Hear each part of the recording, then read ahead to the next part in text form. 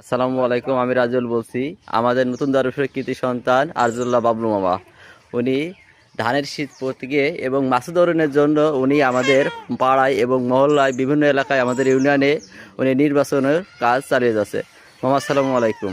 ওয়ালাইকুম আসসালাম। আপনারা জানেন যে আগামী 12 ফেব্রুয়ারি জাতিসংঘ ত্রয়োদশ জাতীয় সংসদ নির্বাচন।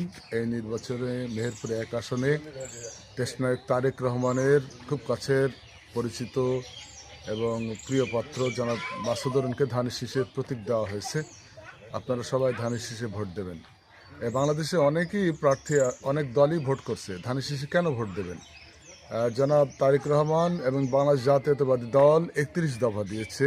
এই 31 দফার অন্যতম একটি দফা হলো ফ্যামিলি কার্ড। ফ্যামিলি কার্ডের মাধ্যমে বাংলাদেশের 4 কোটি পরিবারকে আর্থিক সহযোগিতা দেওয়া হবে। প্রতি মাসে 2,500 টাকা নগদ এবং অন্যান্য খাদ্য সামগ্রীর সহায়তা।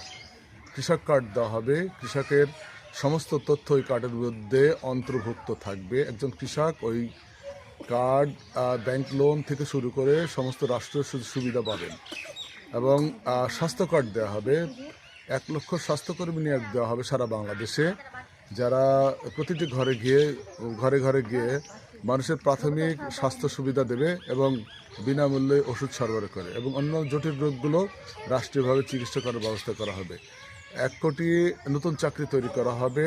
25 কোটি গাছ লাগানো হবে। 24,000 কিলোমিটার খাল খনন করা হবে প্রকৃতিকে ফিরিয়ে আনার জন্য।